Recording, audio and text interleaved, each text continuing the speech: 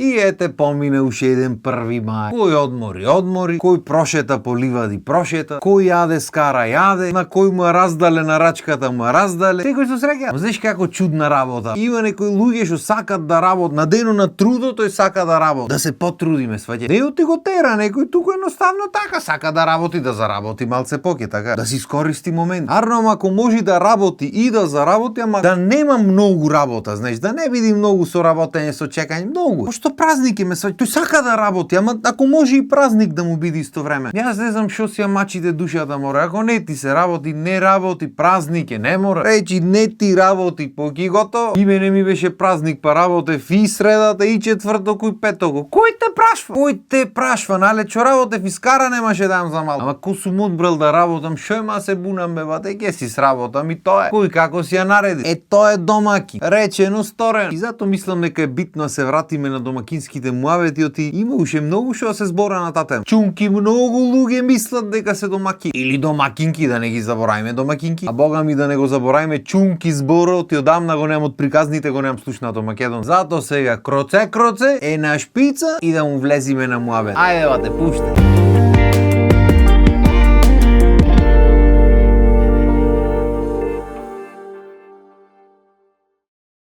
Се, минатиот пат јас ве прашав дали вие мажите ги миете пајнци. Вие оттаму одма се дадов. Зато машини купавме за перење, шо има ние да миеме пајнци. Или чини. Нели чини се викале на македонски, исклучиво чини. Јас боројте што и користам кузне од кај. Измислени се од негде, не се ич македонски ника. И не знам зошто побогу по сите телевизии велат машина за садови. Сите продавници пиши машини за садови и така натаму. Ама добро, да не навлегваме на таа тема. Како и да е изговоро си го најдовте, машините ги купивме, тие ќе чистат. Јарно, ама бе батиња, некој треба и клај тие пајнците во таа машина. И се ги речиш, не е то ништо тешко. Не, ама не го правиш така. Лето, јас од ко се оженив научив и дека треба малце ги затрзаш пред да и клаиш, не се клава лето го така. Ама добро, што разбирам јас така. Исто имаше многу коментари од типот: мажот е за надвор, да меша малте, а жената е за дома, да ги брка домашните работи. И се добро, ако гледаме така на работите, ни 1% од мажите не мешат малтер надвора, ба нема врска. Ако се работи за тешка физичка работа, ако само мажот работи, а жената е домакин, тогаш реков ми минатиот пат дека нормално дека ќе останат поголемиот дел работите на жената. Арно, ама денешно време сите знаеме дека многу е тешко само едниот да работи, другиот да седи дом. Макар што има жени што не ни сакат да седат дома, бе, сака да работи, сака придонеси, што е скроз во ред. Јарно, ама бе бата, ако работите двајцата, не е фер цел товар дома на жената да падне. Сам поентата на муабетот, на бракот е да градите некаква заедница заедно, зато заедница се вика. Иначе посебница ќе се викаш. А чим градите заедница, валјда треба да си помагате еден на друг. И се обавезно некој од позадиот на Facebook, од негде од коментар ќе се појави: напред ние, кој наку беа работи. Добро, срико, оди одмориш и ти мене. Значи напред биле други времи. Трошоците тогаш ни немале никаква допирна точка со трошоците денес. Нити системот, нити луѓето, ништо немало допирна точка со тоа што е денес. Што значи супер што било така напред. Арно, ама не е дека денес луѓето имат некој избор, па одбират да врват потешко од што врвеле напред. Значи едноставно други времиња се во прашање. И то напред може било супер, ама денес не ти работи, бе бате, како ти кажеш. И на крајот на денот реков, сите можеме дојме на работа и да дојме дома и да кукаме цел ден. Без разлика кој што работи, на секој неговата работа му е најтешка. Секој врви низ различни тежини што ние не можеме да ги видиме. Арно, ама јас лично заедницата така сваќам, како заедница. Не отим изгоре джигеро да ги извам лиштата од машина и да ги наредам на сушара, ама ако гледам дека жената се малтретира со милион други работи, ништо не ме кошта станам да земам да ги наредам лишта. 5 минути работа. Не ќам да го правам. Никој не бара од мене да го правам. Арно, ама едноставно сакам да поможам. Ем ќе му олеснам на жена ми, ем побрзо ќе се заврши работата, побрзо ќе можеме да си седниме ко луѓе, да си поминиме поќе време заедно, по уба атмосфера, наместо седам јас самио негде натросет, да речиме оптегнат со телефонов раце и да се нервирам оти таја фучи тама, та нервозна пример работи, фрла ваму, оди ова напре, она напре. Значи ситните работи ја прату бајната во живот. Само што некој треба да сака да ги направи тие ситните работи. Не дека сум јас некој експерт на брако или на појма неам шо, ама од тоа што досега во животот го имам видено, најубаво му е на луѓето што се тука еден за друг, што сакат да си помогнат меѓу себе. Се останато со тек на време се префрла во само негатива и само расправање и така натаму. Ако што рековме, неки многу за да си среќен во животот, за сите да се среќни во фамилија. Знаеш како народ овде е навикнат, многу сакат луѓето жртви да бидат. Колку му е нив тешко во живот.